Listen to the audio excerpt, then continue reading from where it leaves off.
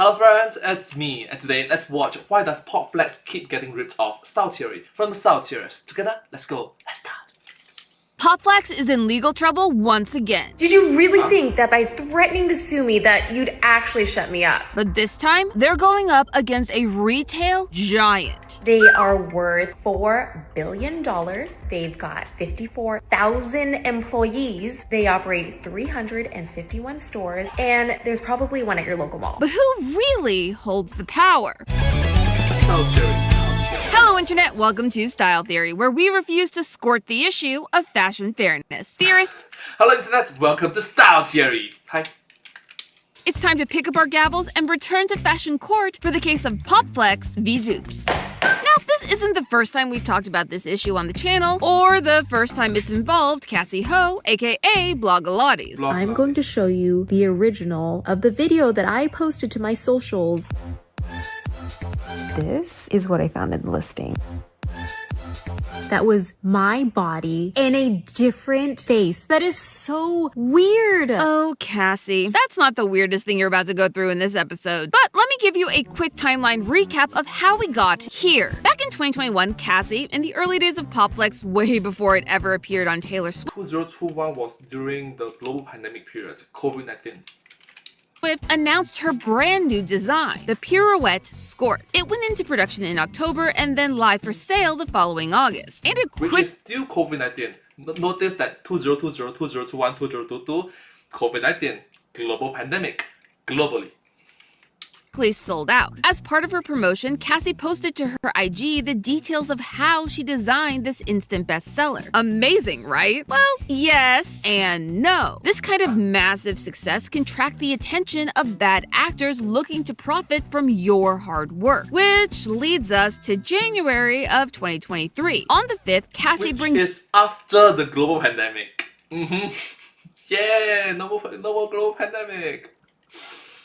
back her score to her website. And 23 days later, so does Shein. Uh-oh. At this point, Cassie had very few options. You see, owning a clothing design is extremely difficult and very expensive. In the US, fashion designs exist in this kind of nebulous space where it's not useful enough to count as an invention worthy of a regular patent and not creative enough to be copyrighted. This is why fashion dupes are so easy to come by. There are no laws out there defending designers. And again, it's expensive to try. As the fashion law blog put it, it makes for a pretty messy and not straightforward reality. In most cases, it's perfectly legal to knock off a dress design, or in this case, a skirt. By February of 2023, the skirt was removed from Shein's site, and the company and POPFLEX appeared to have settled things. Until June of that same year, when the skirt miraculously reappeared on Shein's site. You know, despite the company allegedly saying that they only sold 28 units the previous time. Besides, they were a marketplace like Amazon. They couldn't possibly be held responsible for what other people did or sold on their website.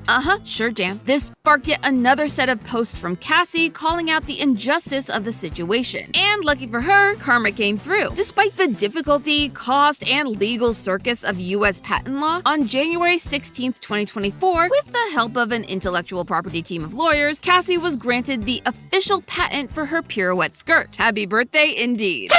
This patent proved that, according to the law, her design was unique and had enough new utility and novelty in its creation that she alone had the right to produce it, and had the right to take down any copies. What followed was win after win. Taylor, Creators in Fashion, Target, but with these high highs come the lowest of lows. On February 17th, 2025, Cassie, which is this year, last month, posted about her designs being stolen again, but this time not by Shein. So, who is it that sent me this legal letter on my birthday? CM Law. Who is it that they're representing? GoTex, which is the label on the dupe skirt, which is being sold at Nordstrom Rack, which is owned by the Nordstrom Corporation. Man, Cassie really has some eventful birthdays. But now that you know how we got here, the big question is why? Why is this even a problem at all? You see, legally okay, I need to speaking, apologize to you. I shouldn't have laughed at that. I'm so sorry.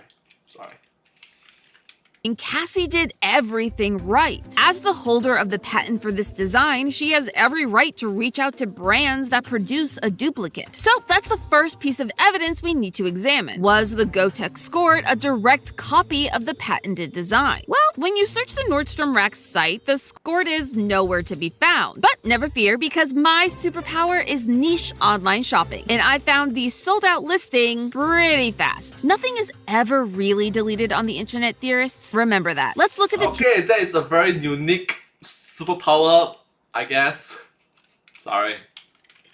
side by side. Visually, the similarity is pretty obvious. The silhouette, the waist tie, the tutu-like skirt, it all looks the same. They didn't even bother to try to change one thing about it. They couldn't even pick their own colors. These are the same colors as on the POPFLEX website. So let's take a look at what is actually protected by the patent. You know, maybe Gotex skirted by with just enough difference. Cassie's patent protects a skirt design that includes a skirt component that has camouflage pockets, and this skirt portion that includes a tiered overlay of that ballerina-inspired fabric and an adjustable waist. Yep, I'd say those are all present on the Gotex version. And the audacity to call their dupe a one-of-a-kind creation. Which brings us to what Cassie's rights actually are when someone produces and sells a confirmed dupe. Typically, the patent owner, Cassie in this case, sends out a cease and desist to the infringing party, Gotex. For the non-lawyers in the audience, a cease and desist, or CD, is, as the Cornell Law School puts it, a cautionary letter sent to an alleged wrongdoer describing the alleged misconduct and demanding that the alleged misconduct be stopped. And it provides notice that legal action may and will be taken if the conduct in question continues. Which basically translates to Cassie requesting that Gotex stop selling the item and remove it from their website and stores before any real legal action is taken. This is And case and points, I read somewhere, case lawsuit is very complicated. It is not like bam bam finish done. It takes years. It takes a lot of mental power. It drains you mentally, and it sucks. It's a terrible experience for the regular folks like you and me. Which is why a lot of times cease and desist letters, sadly, from what I know, maybe I'm wrong, can be used as scare tactics, allegedly. Sorry. Sometimes. important to understand given what's about to go down. What Cassie did was the standard of pretty much any brand when their legal IP is being co-opted for someone else's profit. It's similar to why, before the copyright expired in 2024, if you tried to sell something with Mickey Mouse on it, Disney and its lawyers would be right there with their own cease and desist. It's a powerful tool, one that is invaluable to a small business owner suddenly thrust into the spotlight. Yeah, remember how we said Taylor Swift wore the POPFLEX pirouette skirt? That video not only gave Cassie and her company priceless organic promotion, it also brought out all those companies hoping to cash in on the hype with dupes. Sorry, Glinda. Being popular isn't always the privilege that you think it is. Now back to the Gotex Popular. situation and why we had to completely upend the video that we had planned for this week to talk about this situation. According to Cassie's original post, Gotex did not agree to take down their dupe. Instead, they pushed back. I am now being threatened with a lawsuit for speaking up about it when they are the ones infringing my patent. Yes, according to the post, if Cassie continued to try to enforce her patent, she would be facing a potential lawsuit against her. What? They can do that? Well, yeah, kinda. Where Cassie had the law of the patent on her side, Gotex had its own way to try to reverse their roles in this situation. As shown in the screenshots from Cassie's story, if her company, referred to in the documents as Oh Gorgeous, which is the parent company of both POPFLEX and Blogilates, if her company continued to try and enforce its legal patent, Gotex would file claims for unfair competition and tortious interference with business. Yikes. That sounds pretty bad. But what does it really mean? To put it in non-lawyer speak terms, Gotex is alleging that by enforcing her patent, Cassie and her company are hurting their business, which is a weird flex, but okay. Let's look at how Gotex legally thinks that they're in the right, starting with the unfair competition. This means that Cassie's company has an unfair advantage over Gotex's brand that they are exploiting. While unfair competition is an umbrella term for a number of bad business practices, it's most likely that Gotex is alleging that Cassie is spreading a false representation of their scorch by saying that it infringed on her patent. Then you have the tortious interference with business claim, which no, is not a sequel to the Tortured Poets Department, but a term that means a third party, Cassie, is interfering with an established business relationship, which, from their perspective, is basically what's happening. Gotex has a contract with Nordstrom to sell their products in Nordstrom stores. If they were made to remove them because of this cease and desist or the negative attention overall, that is a loss of revenue. By enforcing the patent, Cassie is, to Gotex anyway, creating irreparable harm to their relationship with the Nordstrom brand and their brand overall. They are going to sue me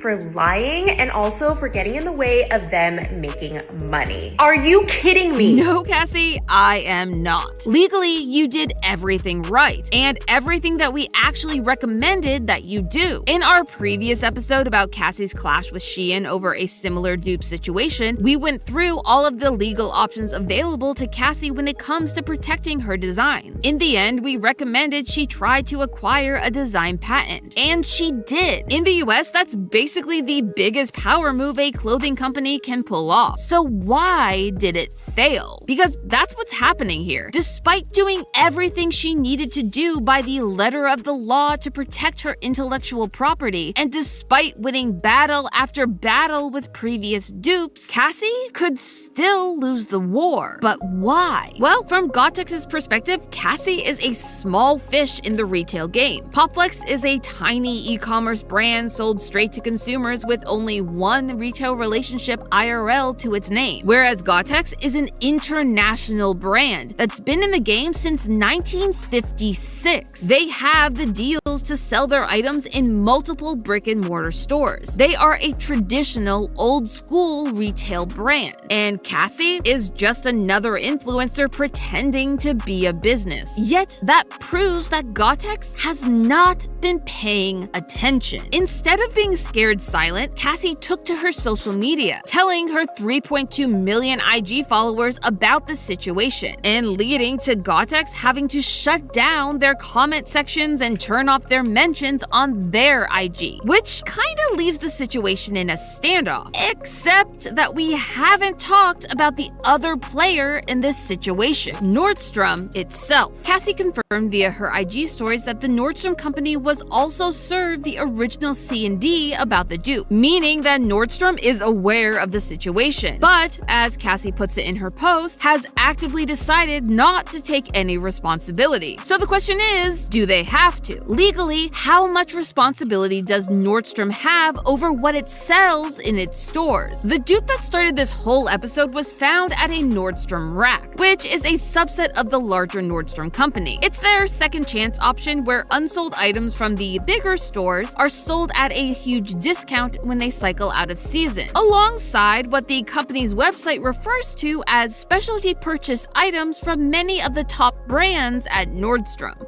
That's where Gotex comes in. They aren't owned by Nordstrom, they are a vendor, and one of many that sell at both the main and the rack stores. These vendors don't work directly with the CEOs of these big companies. Instead, they make deals with Nordstrom's buyers. This is the traditional way retail fashion works to make it into a department store. Buyers from companies like Nordstrom make deals with brands at showcases, expos, and fashion shows to sell specific pieces in the stores. Think of it as the Devil Wears Prada effect. You go to your closet and you select, I don't know, that lumpy blue sweater, for instance. What you don't know is that that sweater is not just blue, it's actually cerulean. In 2002, Oscar de la Renta did a collection of cerulean gowns, and it filtered down through the department stores. You're wearing a sweater that was selected for you by the people in this room. Now, Miranda clearly did her research. But do Nordstrom's buyers, or any companies for that matter, need to be as thorough? In short, yes. Yes, they do. It's all about a term called contributory infringement, which can loop a secondary party into a patent infringement case. Oh, do we have your attention now, Nordstrom? I hope so, because this is a doozy. In Section 271 of the Patent Act, contributory infringement extends liability not only to an individual infringing party, but also across interconnected parties in the supply chain, which would mean that if this were to go to court and Gotex were indeed found to have infringed upon the POPFLEX patent, Nordstrom could also be in hot water for having acquired, stocked, and sold the infringing product in their stores. Now, maybe Nordstrom thinks this is unlikely to happen. Maybe they think Cassie and Gotex will take each other out and leave Nordstrom in the clear to never get their hands dirty. Maybe they really can just wait it out. Except they can't, because all this has happened before. In May of 2023, Patagonia, a company that specializes in outdoor clothing, gear, and food, sued Nordstrom for allegedly selling thousands of counterfeit Patagonia sweaters and t-shirts through its Nordstrom Rack stores. And this was after Patagonia had already cut ties with Nordstrom as a distributor. Patagonia, like Cassie and her company, started by requesting the stores to pull the items, which, depending on the source, it did or didn't do. But as Neil Saunders, the managing director of Global Data, explained it, while it can be difficult for off-price players to check all merchandise, it is still the job of the buyers to do this. This seems to be a mistake on Nordstrom Rack's part, and could be part and parcel of it taking its eye off the ball in terms of merchandising and buying, which, if true, is likely the same lack of care that we're seeing in this POPFLEX situation. When it comes to the Patagonia case, it took until May of 2024 for the two companies to settle out of court, with no admission of liability for Nordstrom. After the settlement, a spokesperson for Nordstrom made a statement that, at Nordstrom, the quality and integrity of our products is our top priority. We have rigorous standards in place to ensure the authenticity of our products and seek to partner with suppliers that share our commitment to producing quality products through ethical business practices. So then why, barely a year later, is Nordstrom facing the same accusations again? Well, Nordstrom isn't exactly surviving and thriving at the moment. In December of 2024, Nordstrom took its company private, pulling its company shares out of the public stock market in a $6.25 billion deal to try and save its declining business. In this same move, Nordstrom also made big changes to how it curates its products at its Nordstrom Rack locations by increasing the, in its words, penetration of our top-performing strategic brands, which is a weird way to say that they are picking their items more selectively to focus on what their customers actually want to buy. Like say, I don't know, the cute skirt they saw on Taylor Swift? Yet, despite the company actually coming out and saying that the quality and integrity of our products is our top priority, and that they have rigorous standards in place to ensure the authenticity of our products. And yes, saying that they only want to partner with suppliers that share our commitment to producing quality products through ethical business practices, here we are. Nordstrom is staying silent on an issue that they claim is integral to their business. Now, Alright, let's pause for a while first. I know this. Wow, there's a lot of people, a lot of legal talks, a lot of big words involved. For the regular folks like you and me, when we are faced with such situations, and we do not have legal backing, we don't have connections, we don't have money, we don't have the power, we feel very vulnerable. And bobian, we get abused, we get bullied into submission. In this case, Bloggers have 3.2 million followers, as per mentioned in this video. But think about all the hundreds, thousands, tens of thousands, hundreds of thousands, or I don't know, millions of victims that do not have that power, influence, money, social background, connections, and have to deal with it themselves. They do not have legal representative, which, mind you, they also need to be paid to help you. So it can really drive people crazy. And most of the time, regular folks like you and me, like mundane, regular, commoners, humdrum folks like me, like you, me, you, together, we give up. Bobian. We, like, people trying to bully me, they are much bigger than us.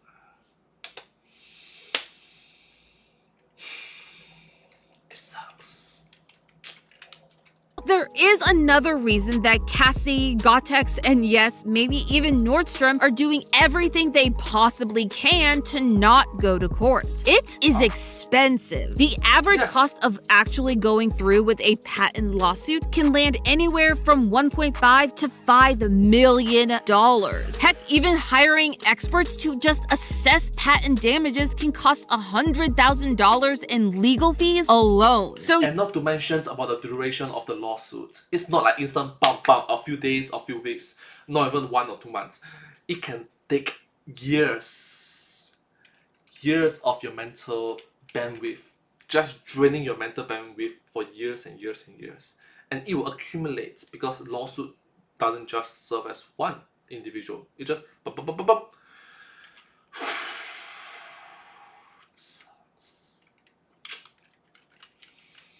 Yes, it is understandable that all parties involved do not want to go to court. This is why Gotex allegedly pushed back with the threat of a lawsuit. This is why Nordstrom feels safe to stay silent. None of them expect Cassie to actually go through with pursuing legal action against them. That's why things like cease and desist letters and tortious interference claims exist in the first place. They're the official document ways of saying, come on, do we really need to do this? We all know it's gonna cost us more than we're gonna get. But and the thing is, it's gonna cost maybe them 0.1% of their money, but it's gonna cost us like 50% of our money. It's the disparity. It's like, okay, case in point. If you lose 0.1% of your money, it's like, but if you lose 50% of money, you'll be like, no. Just to fight for years. It's not that simple. It's very complicated. what both of these traditional brands are forgetting is that they aren't facing off against the same old brands. They have accidentally stumbled into the creator economy. And theorists, that is a whole different kind of battleground. And not just any regular content creator. As per mentioned by the StyleTheorists in this video, 3.2 million followers. It's quite big. That is played out in front of a very attentive audience. You can already see the ripple effects. As we mentioned, once Cassie drew attention to the issue, her audience flooded Gotex with enough comments to get them to shut off their mentions and disable comments on their posts. Go over to the Nordstrom Instagram page and all of the top comments on their recent posts are calling them out on this dupe situation. And here's the thing, Nordstrom isn't even getting the short end of the stick in this situation. For a brand that has been seeing declining sales year after year and that is struggling to stay relevant with consumers both young and old, this controversy could be the lifeboat that they've been searching for, if they play their cards right. You see, Cassie is offering them an answer on a silver platter. Partner with her and show that Nordstrom values both small businesses and creators. You know, the other option is that you could work with me, right? You could sell the real POPFLEX Pure Wet Squirt Nordstrom buyers wherever you are. I would love to give us a second chance. Let's turn this into an enemies to lovers arc. Now, let's be clear. In this scenario, Cassie definitely benefits, but so does Nordstrom. Not only do they get to tout themselves as the hero helping the underdog win, they gain the support of Cassie's huge following, one that has already proven it will put its money where its mouth is. In 2024 alone, POPFLEX reportedly generated over $108 million in revenue. And they just had a hugely successful launch of a brand new exclusive Target line. This is who Nordstrom could be bringing into their stores. This is the power of creators, of their audience, of you. And Nordstrom could have it all. And so could every other brick and mortar retail location. You see, it's not just Nordstrom that these dupes are being sold at. They've been found in TJ Maxx, Marshalls, Bells, and Cassie isn't the only creator out there with this huge audience to offer. All of these retailers could get in on the power of creators if they are willing to evolve. Or they could choose to ignore it. That is a Pokemon Thunderstone! Wait, Pikachu become Raichu. And let these kind of situations play out like typical cases, souring a huge audience of powerful shoppers from ever setting foot in their stores again. As Cassie said, I'll be waiting. and the clock is ticking. But hey, that's just a theory. A style theory. Keep shopping smart. Next time on Style Theory. If you, like Santi, have rounded features, then you are an oval face. Circle lenses will make your face look more rounded, while oval lenses will just soften your features, but not to the same extreme. It can actually be very flattering, as Santi discovered. Oh, thank you so much. Hope you enjoyed, and I hope that this video from the Style Theorists have been very educational to you. Thank you so much. And that's one of the reasons why I love to watch the Style Theory videos, because it's quite enjoyable and educational and entertaining to watch. So, entertainment. Thank you so much. But hey, that's just a theory. A style theory. Keep looking sharp, I guess. Yeah, keep looking sharp. Thank you. Subscribe.